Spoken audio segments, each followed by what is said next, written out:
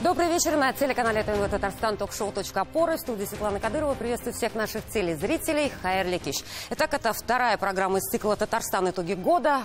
ТНВ начинает подводить итоги года для нашей республики. Ну и, конечно, чего чаще всего мы желаем себе в Новый год? Конечно же, здоровья. Сегодня тема программы будет «Медицина. Итоги года». Потрясающие эксперты в студии. Некоторые впервые, немного волнуются. Но я думаю, что сейчас все нормализуется, потому что абсолютно бесстрашные люди, мне кажется, сегодня в студии, причем все мужчины. Удивительно, как никогда. Альмир Рашидович Абашев, первый заместитель министра здравоохранения Республики Татарстан, кандидат медицинских наук, заслуженный врач Республики Татарстан. Хайырлы кич. Здравствуйте. Альберт Анатольевич Резванов, руководитель Центра превосходства персонифицированной медицины Казанского федерального университета, профессор кафедры генетики Института фундаментальной медицины и биологии КФУ, член-корреспондент Академии наук Республики Татарстан, доктор биологических наук. Выговорила. Рада вас видеть. Добрый вечер. Впервые с нами сегодня Эдуард Юльданович Нагуманов, главный внештатный специалист-онколог Министерства здравоохранения Республики Татарстан, директор Ассоциации онкологических учреждений Приволжского федерального округа. С нами сегодня Андрей Юрьевич Терегулов, главный внештатный рентген-хирург Министерства здравоохранения Республики Татарстан, заведующий отделением рентген-хирургических методов диагностики и лечения РКБ Министерства здравоохранения Республики Татарстан, доцент кафедры хирургических болезней и постдипломного образования Института фундаментальной медицины и биологии КФУ, кандидат медицинских наук. Тоже справилась. Приветствую вас. И с нами сегодня Дмитрий Владиславович Осипов, сосудистый хирург ДРКБ Министерства здравоохранения Республики Татарстан, кандидат медицинских наук, дважды рекордсмен книги рекордов России и лауреат Всероссийской премии «Про докторов 2023». Рада вас видеть. Добрый вечер. Я напоминаю, что мы работаем в прямом эфире. Прямо сейчас нас можно смотреть в группе ТНВ ВКонтакте. Эксперты могут выражать свою точку зрения кнопками на ваших пультах. Красный категорически не согласен, синий согласен, белый отношусь нейтрально. Ну, если понадобится нам сегодня. Для начала потрясающая, я думаю, приятная новость, в том числе и для татарстанцев, и для самого Министерства здравоохранения. Накануне Министерство здравоохранения Республики Татарстан получило премию Росздравнадзора за качество и безопасность медицинской деятельности в Москве. Вручили Марселю Минулину. Так что отдельное поздравление от ТНВ всей команде Министерства здравоохранения. Ну а начнем с результатов опроса интернет-аудитории. Ну, традиционно, что можно спросить у татарстанцев? Вот что для вас самое важное в медицине? Ну и спросили мы, дали 3 варианта ответа. Доступность медицинской помощи в больницах и поликлиниках, так ответили большинство, 56% проголосовавших. Развитие современных медицинских технологий, 11% респондентов выбрали этот вариант ответа. И 33% респондентов выбрали вариант внимательное отношение пациента к врачу. Телезрителям предлагаем также включиться в голосование, итоги подведем в конце программы. А мне бы хотелось, чтобы сегодня эксперты, как на ваш взгляд, цифры сходятся или где-то по вашим ощущениям все меняется и технологии выруливают вперед? Да. Мне кажется, что цифры очень справедливые, потому что высокие технологии – это не самоцель. Да? Мы не должны стремиться к высоким технологиям как к какой-то цели, которая решит все вопросы. Цель – это действительно доступность здравоохранения. И внимательность, да? И внимание докторов. То есть, в первую очередь, доступность обеспечивает улучшением показателей по таким важным параметрам, как продолжительность жизни, выявление заболеваний на ранних стадиях и так далее. А внимательность докторов – это удовлетворенность нашего населения. Это тоже фактор, который влияет очень сильно на нашу работу и на наши взаимоотношения с пациентами. А вы какие себе цифры-то ставили бы? Во-первых, сами за что проголосовали бы? Давайте я бы, конечно, в первую очередь проголосовал за доступность и внимательное отношение. Это, безусловно, важнейшие факторы во взаимоотношениях с населением, потому что высокие технологии, которые развиваются в различных отраслях здравоохранения, потребителями этих технологий все-таки являются врачи, которые впервые увидели у пациента недуг, выявили его, правильно диагностировали и с помощью коллег в других высокотехнологичных медицинских центрах решают проблемы жителя республики. Все-таки на первом звене контакта, что касается амбулаторно-поликлинической помощи, фельдшерско-акушерские пункты, на приеме врача-терапевта или врача другой специальности, важнейшим фактором является коммуникация. И качество этих коммуникаций отражает цифры опроса. Есть нам над чем работать, и мы сегодня эту работу проводим с нашими коллегами на первичном звене. Хорошо, спасибо, Эдуард Юльданович. На ваш взгляд, во-первых, а вы бы что выбрали сегодня? Если бы у вас спросили, Как у пациента, как у жителей Татарстана, а не врача даже. Я в целом согласен с результатами опроса, и понимая это еще раньше, соответственно, параметры по увеличению доступности были заложены в программу борьбы с онкологическими заболеваниями. В частности, с 2019 года проводится работа по увеличению доступности. В частности, на сегодняшний день в районах республики открыто уже 8 центров амбулаторной онкологической помощи. И планируется открытие еще. То есть доступность в цифрах вот увеличения она, да? доступности, совершенно верно.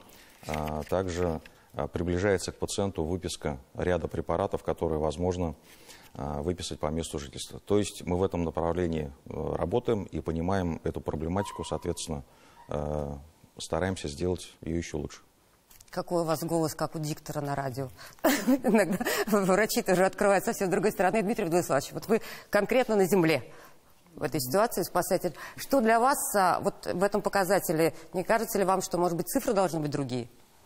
Уже, то есть доступность все-таки больше требует чуть ли не там 100% населения? Ну, 100%, наверное, никогда не будет такой цифры. Вот. И население, я думаю, что как бы, так оно устроено, что оно никогда не будет полностью удовлетворено. Вот. Но, в принципе, мне кажется, эта цифра отражает реальную действительность. Спасибо. Альберт Анатольевич, не обидно за 11%, которые выбирают сегодня технологии или интернет, или в вопросе так не очень мы корректно построили опрос? Ну, смотрите, есть такое негласное правило, что 80% результата достигается 20% Пирамида ресурсов. Маслоу, да. Да.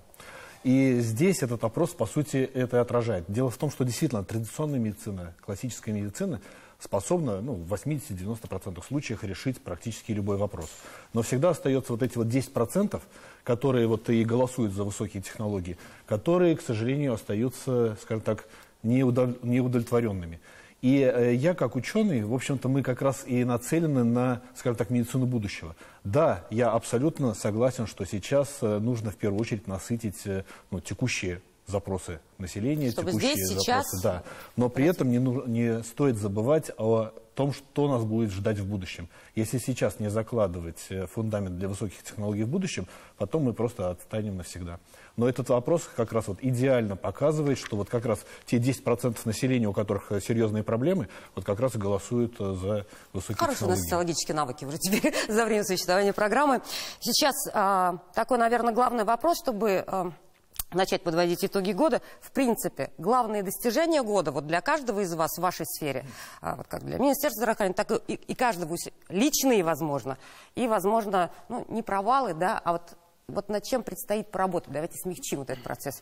Альмир Рашидович, давайте это главные итоги системы здравоохранения в Татарстане 2023. Весь коллектив, вся медицинская общественность прилагает максимальные усилия для того, чтобы снизить потери среди населения, и мы действительно с гордостью, наверное, должны отметить, что потери населения снижаются, и по сравнению с 2022 годом... С пандемийными еще, наверное, годами, да? Мы в прошлый год уже пандемию перешагнули, и, в общем-то, мы вышли, скажем, на плановую деятельность здравоохранения, и даже по сравнению с прошлым годом мы потеряли на 7,8% меньше людей, чем в 2022 году за 10-месячный промежуток того и этого года, если сравнивать показатели.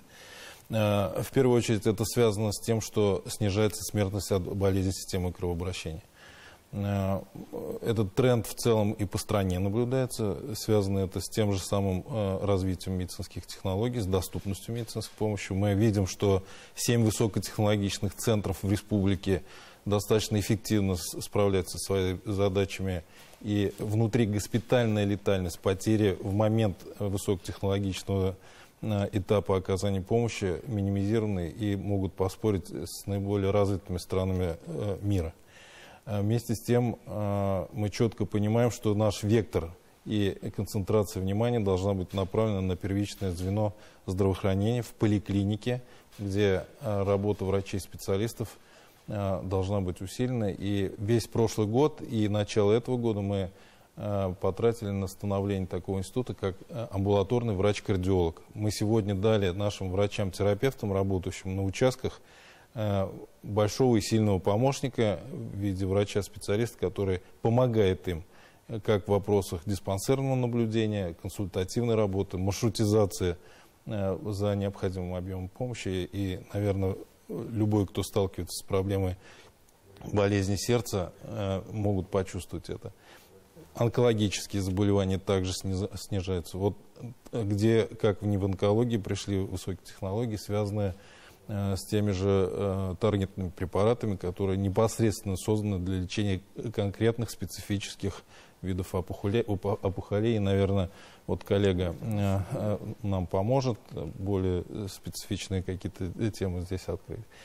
В целом мы небольшой рост наблюдаем среди болезней органов пищеварения.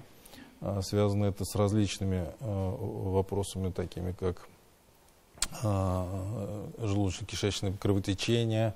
Необходимо отметить, что вот здесь тоже концентрацию внимания мы будем в ближайшие периоды, значит, осуществлять, и будем также вопросами усиления кадрового состава с точки зрения умений, технологических возможностей, а также маршрутизации, усилять эту службу. Я правильно понимаю, что главная проблема, ну, в принципе, сегодня по всей стране дефицит кадров? Если не ошибаюсь, средняя укомплектованность врачами по Татарстану 40? Нет, побольше. 5,6? Нет, побольше. Чуть побольше? Да, значит, кадры действительно определяют и доступность, и, ну, скажем так, те коммуникации, которые востребованы. Ну, самые частые жалобы, в принципе, конечно, на Татарстанцию, да. Если врачей мало в поликлиниках, то, конечно, и они устают быстрее. Это мы четко осознаем, поэтому работа с муниципалитетами, работа с медицинскими организациями направлена на то, чтобы создавались условия для привлечения кадров. Это и грантовая поддержка, и вопросы жилья, и прочие всесторонние запросы, которые есть у коллег, мигрирующих между медицинскими организациями, молодые специалисты, которым нужны силы на подъем семейной жизни и жизненного уклада. Конечно, мы им пытаемся всячески помочь. Андрей Юрьевич, а что у вас? Чем запомнится этот год лично, профессионально, ну и с чем поработать еще? Ну, тут я продолжу тему Альма Рашидовича по поводу того, что основная проблема в нашей стране – это борьба с сердечно-сосудистыми заболеваниями. И здесь мое направление стоит на острие. Мы в этом году прооперировали больше 8500 пациентов с диагнозом острый коронарный синдром, это инфаркт миокарда. И то есть мы вернули в строй 8500 наших сограждан, и мы этим очень сильно гордимся. Это такое большое достижение. За последние 10 лет в нашей республике смертность от острого коронарного синдрома снизилась практически в 2 раза. Это... С какой улыбкой ты это говоришь? Да, это очень классные показатели, потому что это работа коллективов, больших коллективов, кардиологов, реаниматологов, скорая помощь. И все они работают, и за эти 10 лет очень сильно сплотились. И поэтому такие результаты.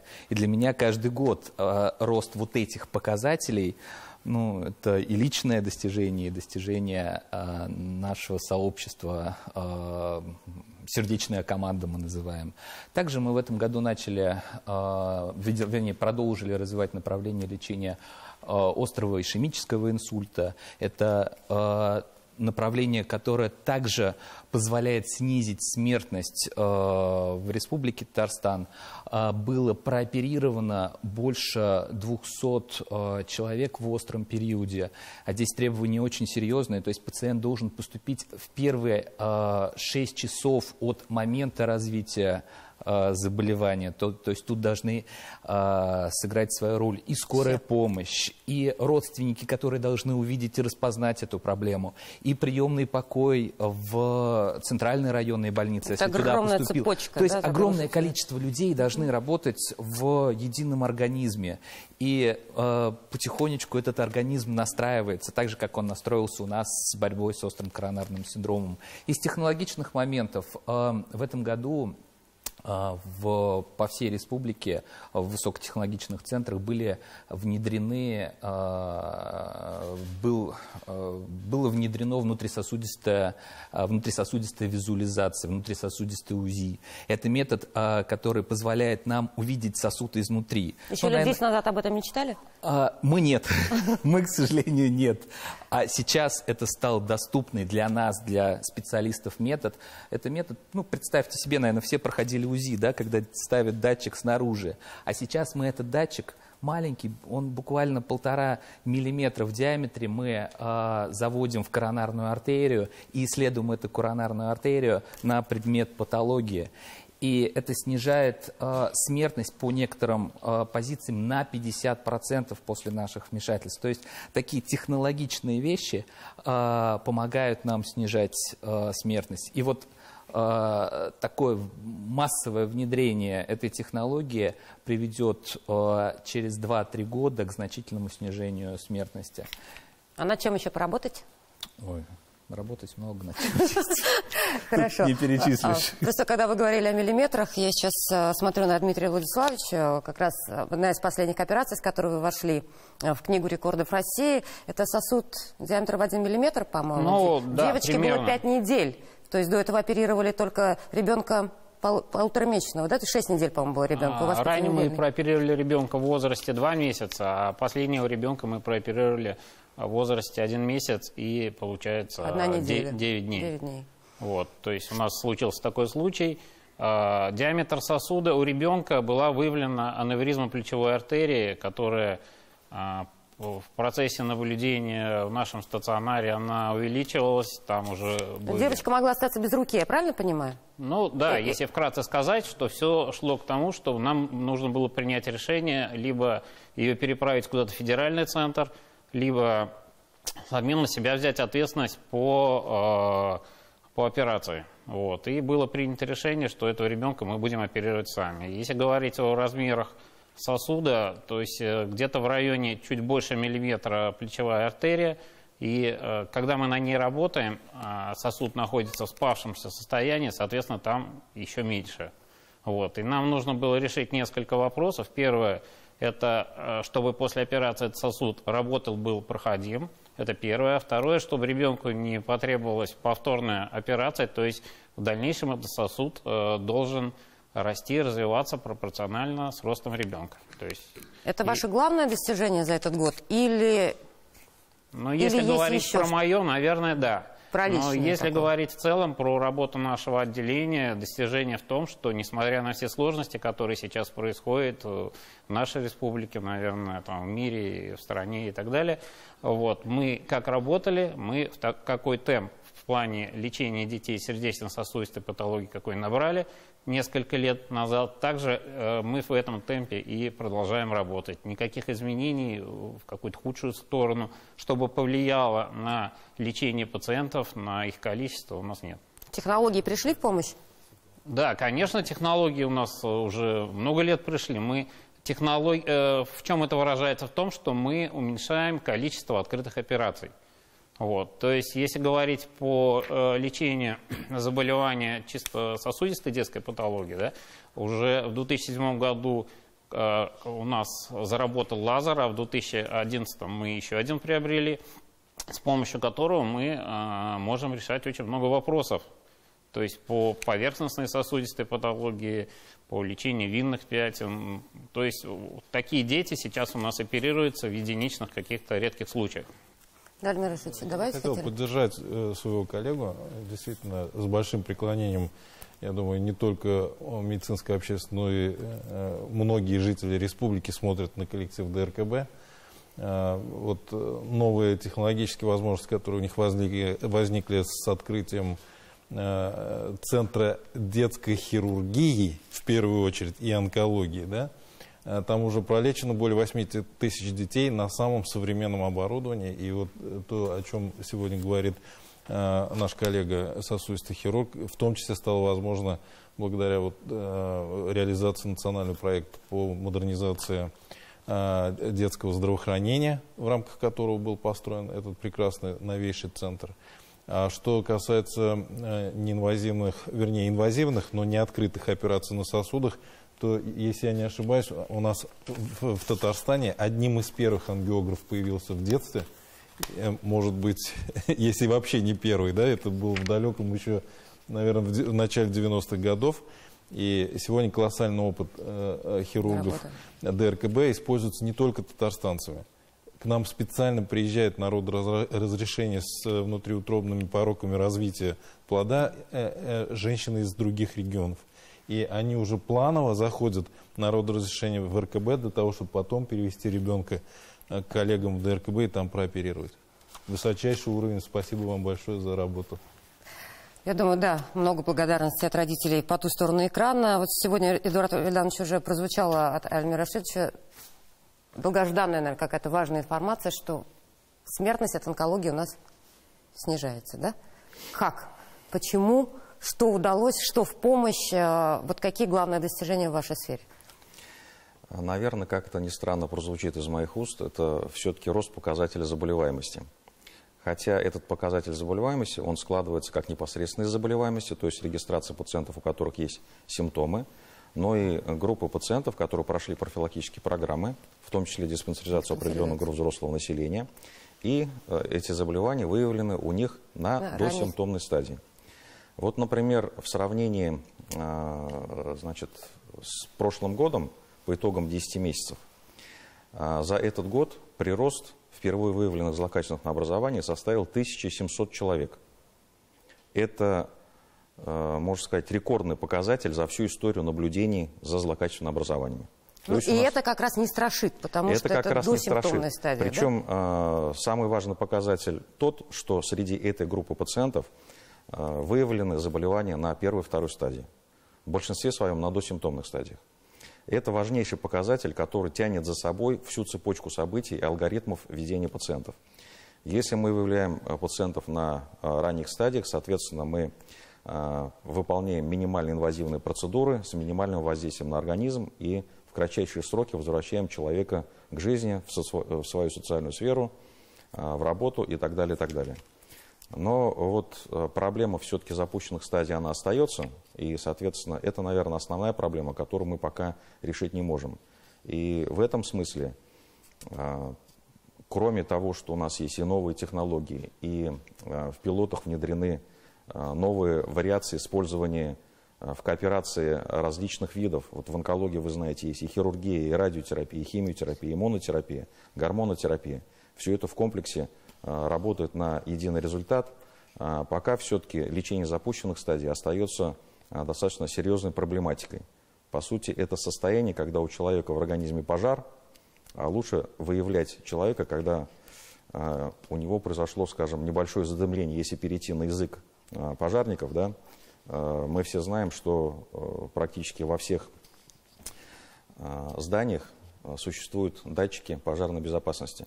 Так вот, в программах профилактики как раз есть скрининговые технологии, погруженные внутрь, в части выявления досимптомных стадий заболевания рака.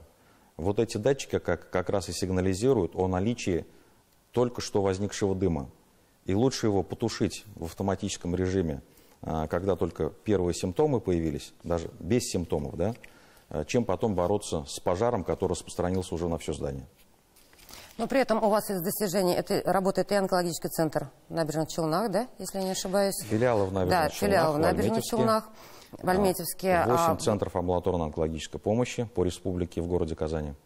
И, насколько я понимаю, тоже из технологий, и в том числе и импортозамещения, то, что произошло, это насколько вот на отечественные импланты перешли, да, по-моему, разработчики Саратов или Самара.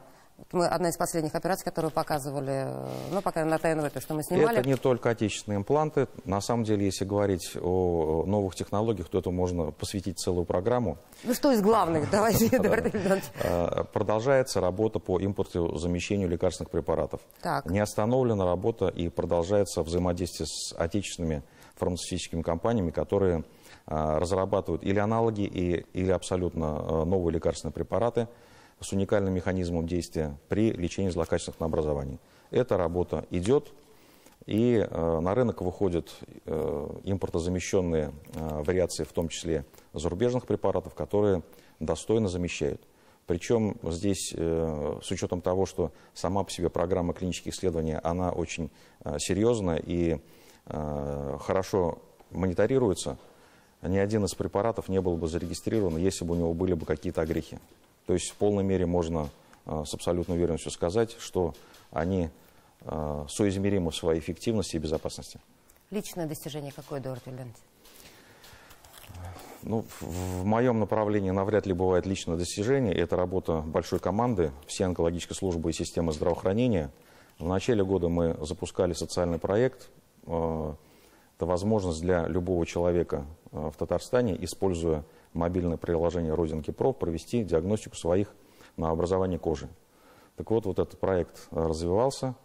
И в сентябре в рамках крупного российского онкологического форума наши коллеги из Республиканского онкологического диспансера совместно с коллегами из Нижнего Новгорода получили первую премию за лучший социальный проект, внедрив, соответственно, вот это вот мобильное приложение, обеспечивая доступность для населения, в том числе нашей республики.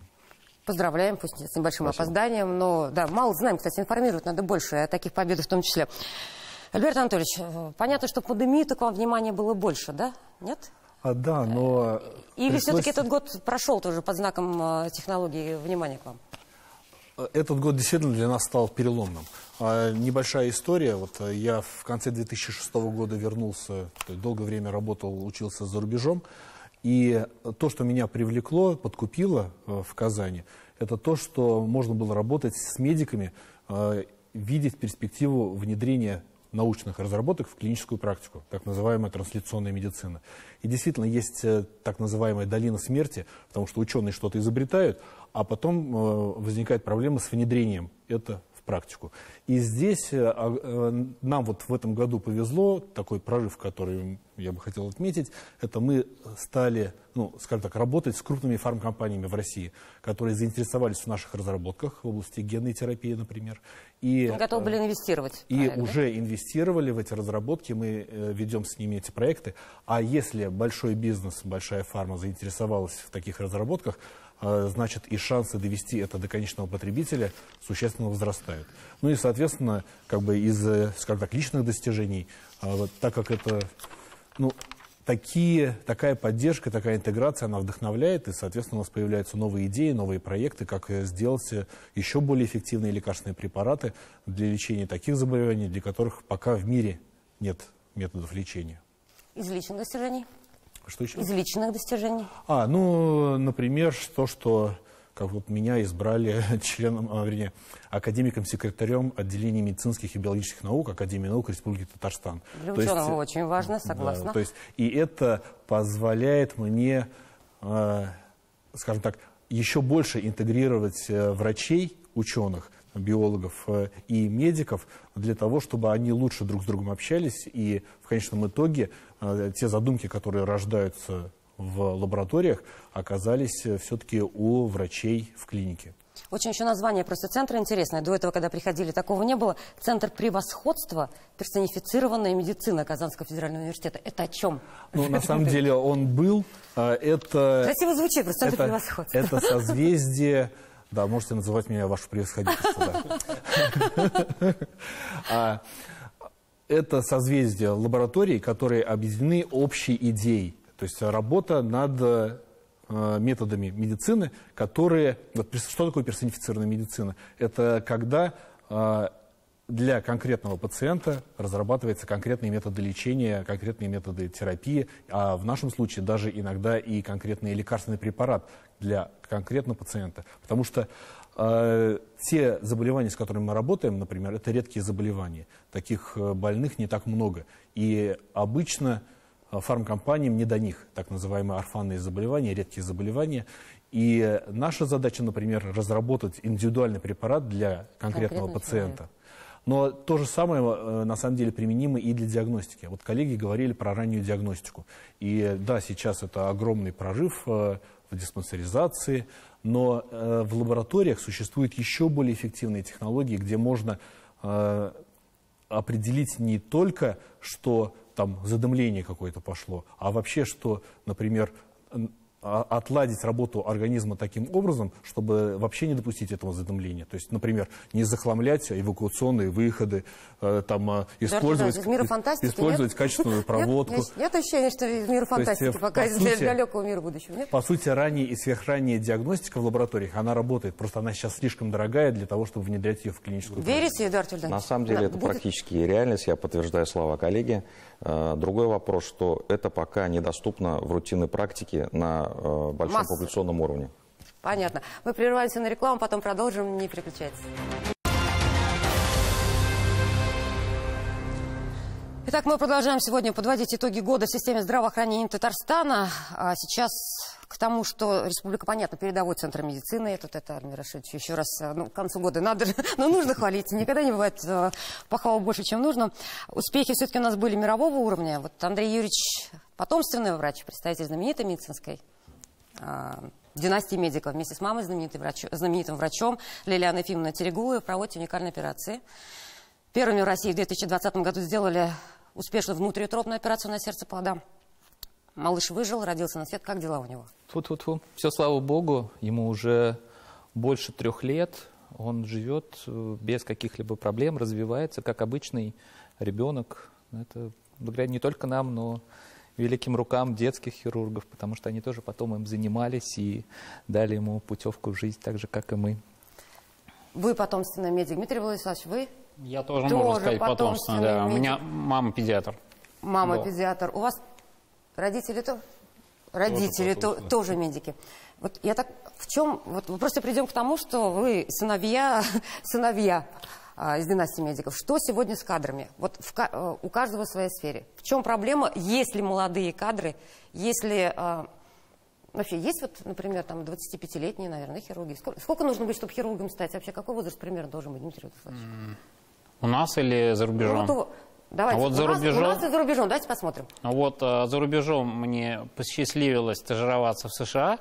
Там полноценный хирург, он ближе к 40 годам становится. Да, когда ему уже доверяют полностью все оперировать. Вот. А в нашей стране, наверное, там строится все на доверии.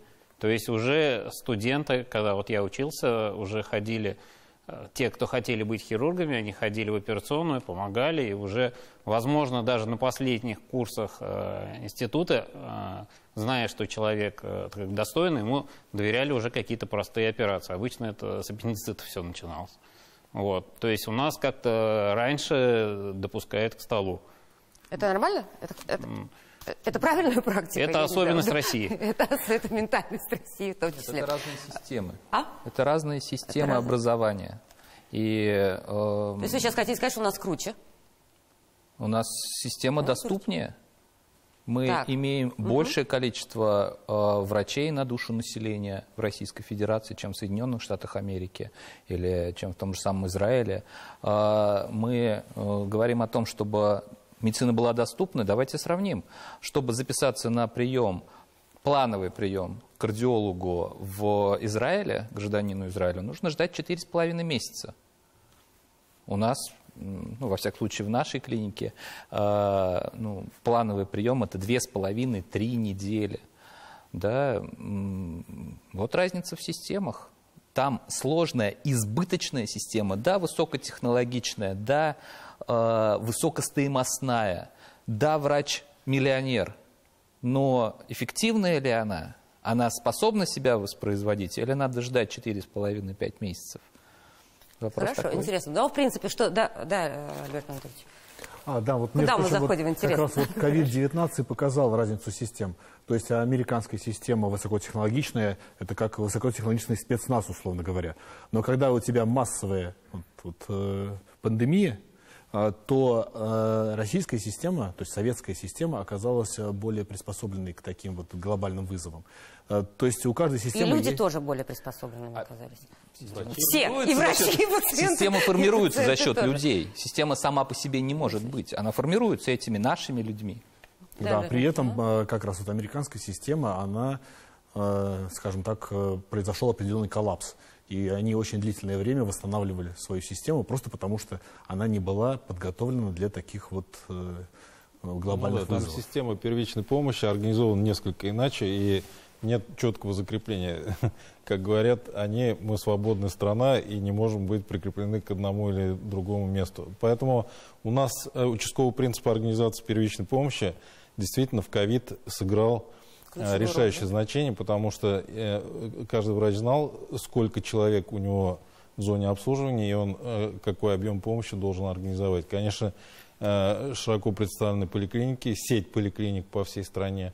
Ну и у нас в Татарстане это было решающее значение.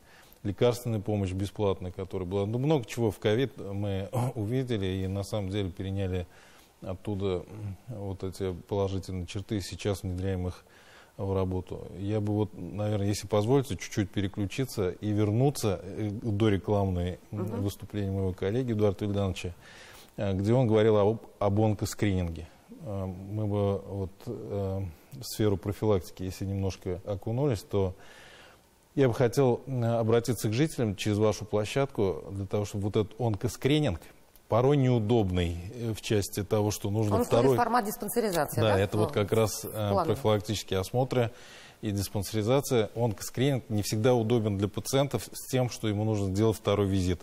Вернуть анализы, которые он собирает дома, для того, чтобы выяснить, допустим, есть у него, не дай бог, злокачественное образование желудочно-кишечного тракта или нет.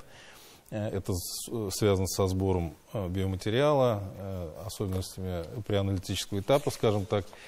И мы видим территории, где 25% населения всего лишь пользуются этой услугой. Я не буду называть районы республики, но, к сожалению, это так. Там есть, конечно, и вклад, скажем так, отрицательный со стороны медицинских работников, недостаточная информированность населения. Но я призываю, чтобы люди, приходя в поликлинику, требовали эти методы онкоскрининга у медицинских работников. Мы обязаны это делать.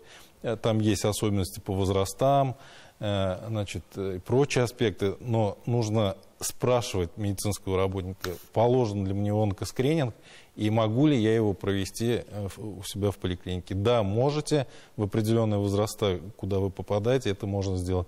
Крайне важным, вот был отсылка к пожарной, предотвратить ранние формы злокачественных образований можно без последствий для качества дальнейшей жизни.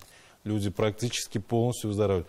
Если ты уходишь на третью, наверное, и со второй стадии уже, да, где-то это практически сложно сделать, ну, то есть нужно бороться интенсивнее. Это тоже ментальность российских пациентов, да? То есть отказываться от бесплатной диспансеризации, нужно уговаривать, применять административные меры, я так понимаю, да, Эдуард Владимирович?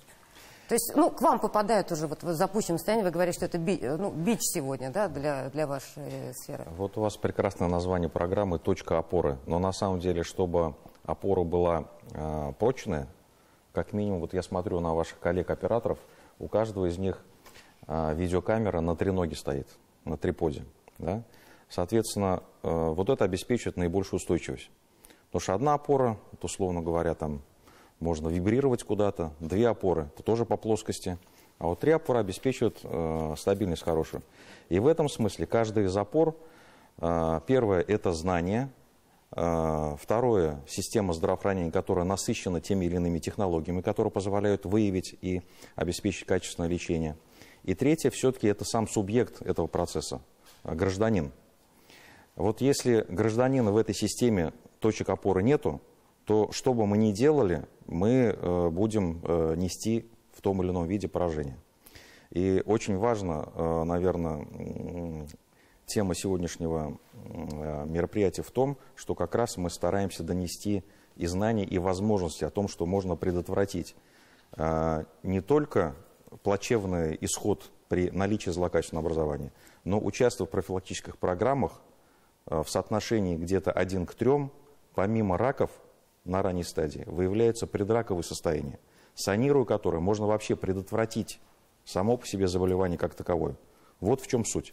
Поэтому одна из опор сам гражданин нам очень важна. И здравоохранение – это дорога с двусторонним движением. То есть мы должны идти друг к другу.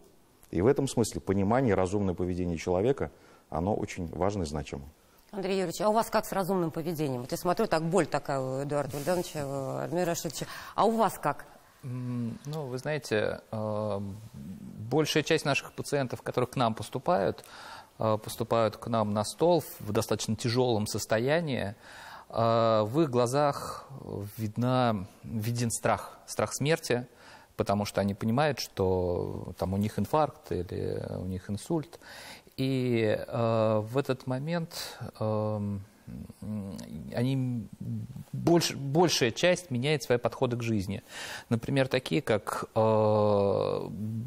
большая часть прошедших это перестает курить. Да? Вот, хотя можно было сделать до этого, да? Хотя нужно было это делать до этого. Если мы говорим о куреве, да, то курение... Любое курение, это сигареты, это электронные сигареты, это кальяны, ухудшает прогноз по сердечно-сосудистым катастрофам, то есть это инсульты, инфаркты, на 300%. Представьте себе, да, эту цифру. И человек, бросивший курить, только через 3 года приравнивается к общей популяции. Нормальным, здоровым. Да, и за последние, наверное, лет 15 наше государство и наше общество прошло огромный путь по борьбе с курением, с табакозависимостью. Ну, сейчас как раз неделя борьбы с курением идет, и говорят о том, что успехи-то с табакокурением, в общем-то, фактически сошли на нет благодаря появлению электронных сигарет. Вот как раз это хотел сказать, что ощущение, что в последнее время, последний, наверное, год-два, может быть, 3, может быть, вот после ковида, немножко расслабились и где-то позволяют... выжили же, да. Да, где-то позволяют в ресторанах кальяны, хотя, насколько я понимаю, федеральный закон о противодействии курению запрещает в пунктах общественного питания любые виды курения, да? Ну, а в принципе, Андрей Юрьевич, у вас когда лучше обращаться, чтобы вот так же запущенной стадии, вообще есть условно в вашей сфере запущенная стадия, первая, там, досимптомная, или у вас уже только симптомами? Правильно, к нему не надо К нему не надо, да? Надо обращаться к другому человеку, да. К сожалению, ко мне обращаются, уже к нам обращаются уже тогда, когда, в тяжелом состоянии, в определенно тяжелом состоянии.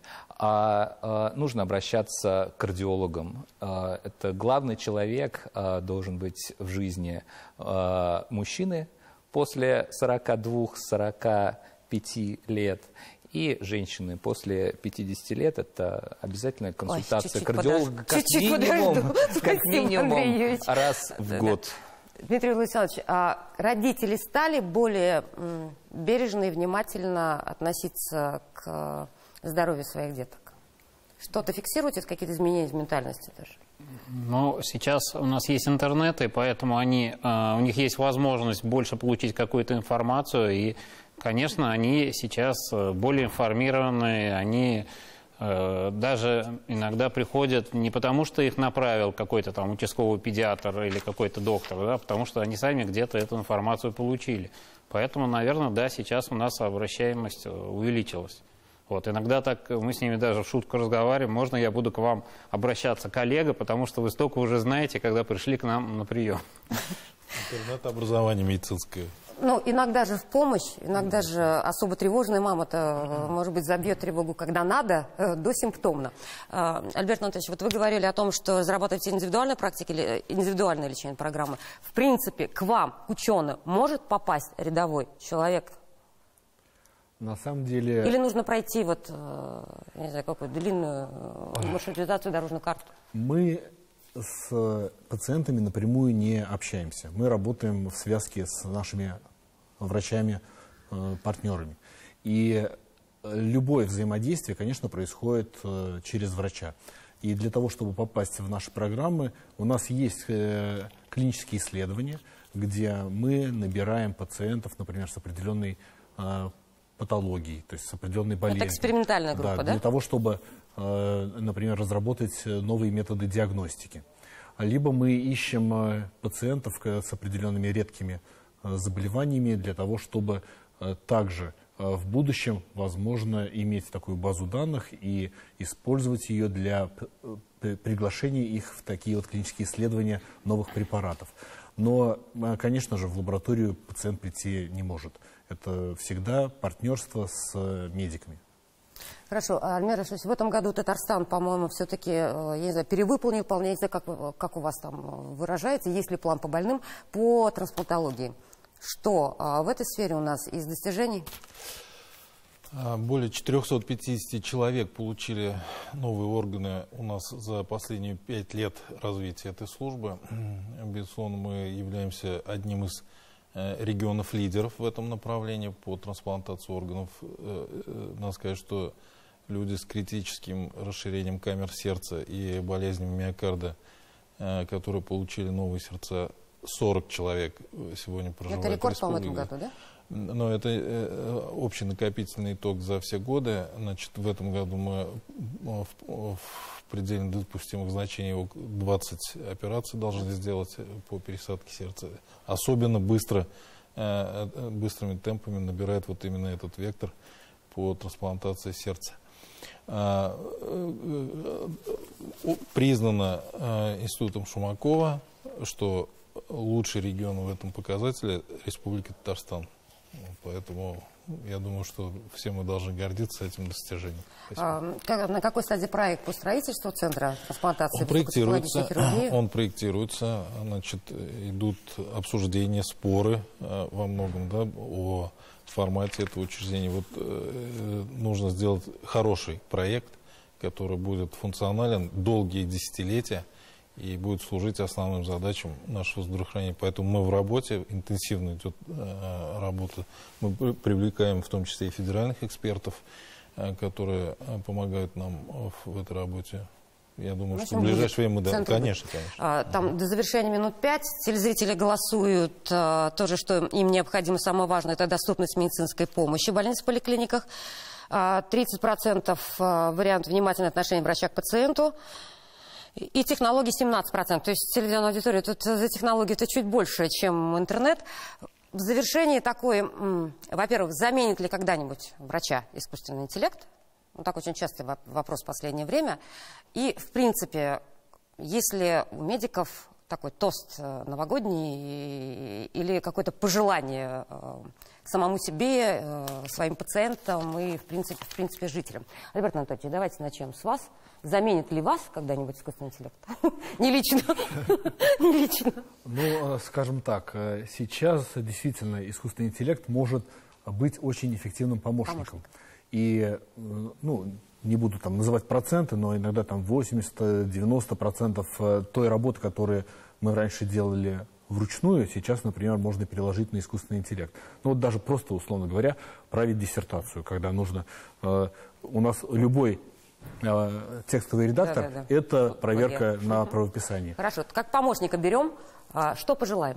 Для медицины? Для медицины и для пациентов. Для пациентов не болеть, это понятно. И цените то, что есть. Вот опять возвращаясь к тому, очень кротко, не ценим то, что есть. У нас вот есть отличная бесплатная медицинская помощь, надо этим пользоваться. Спасибо. Андрей Юрьевич, заменит ли искусственный интеллект, хотели ли бы? И какое от вас новогоднее поздравление? Пожелание. По поводу искусственного интеллекта, мне кажется, говорить немножко еще рано, но какие-то роботизированные технологии, они точно к нам будут приходить, во всяком случае, в мою сферу, потому что мы работаем в зоне ионизирующего излучения под воздействием рентгена, постоянно облучаемся, это наша вредность, к сожалению, и сейчас тенденция к тому, чтобы убрать врача из этой зоны ионизирующего излучения и заменить его, как минимум на начальном этапе, на робота, которым ты управляешь, а на втором этапе на робота, который управляется тем же самым искусственным интеллектом. И вот эта перспектива, она достаточно реальна, и в ближайшие, я думаю, 15 лет это точно будет. И хорошо. Это очень хорошо для врача. Да. Новогоднее пожелание. Врачам? Поздравления к врачам-пациентам, ко всем. Вот. Представляем Новый год, куранты. Следите за своим здоровьем. Это очень важно. По данным Всемирной организации здравоохранения, как минимум 25% здоровья зависит от самого пациента. А остальное от кого? Остальное от генетики до половины и всего лишь 25% от врача. Хорошо, то есть и там 25, и там 25. Дмитрий Владиславович, да, очень коротко, пожалуйста, под конец. Замените искусственный интеллект и что пожелаете? Вы знаете, у нас очень много строится на общении врача с пациентом, с родителями, на осмотре. То есть мы все-таки, у нас такое классическое такое воспитание врачей, и поэтому я как бы в это образование я очень верю, оно работает в отличие от зарубежного, да, и хотелось бы, чтобы... Очень коротко, 1,5 минуты, да, до конца. Чтобы интеллект, я думаю, нет, только так, поможет. И пожелания?